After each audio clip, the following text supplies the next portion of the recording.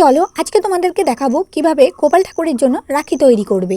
তো দেখো, প্রথমে যে কোনো রং বেরঙের সুতির কাপড় নিয়ে নেবে। তো দেখো, আমি এখানে সুতির কাপড় নিয়ে নিয়েছি, ছুঁচি নিয়ে নিয়েছি, সুতো নিয়ে নিয়েছি এবং রং বেরঙের ক্রিস্টাল পাথর নিয়ে নিয়েছি। তোমরা যে কোনো রঙের নিতে পারো। তো আমি প্রথমে গোল করে কাটিং করে নিয়েছি। দেখো, লাল হলুদ করে নিয়েছি, তোমরা যে কোনো রঙের করে নেবে। তো তারপর এইভাবে সুতো দিয়ে আমি যেভাবে করছি, তো তোমরাও এইভাবে করে নেবে। টোটাল 4টে করে করবে একটা রাখিতে। তো এইভাবে করে নাও, আমিও করে নিয়েছি এইভাবে 4টে করে। তারপর ভালো করে বেঁধে নেবে। ভালো করে বাঁধার পর যেন খুলে না যায় সেইভাবে বাঁধবে। বেঁধে ভালো করে ফুল যেমন হয় সেইভাবে ফুলটাকে করে নেবে ভালো করে। তো দেখো, আমিও করে নিয়েছি। তো তারপর একটা আঠা দিয়ে মাঝখানে দেখো আঠা দিয়ে নাও।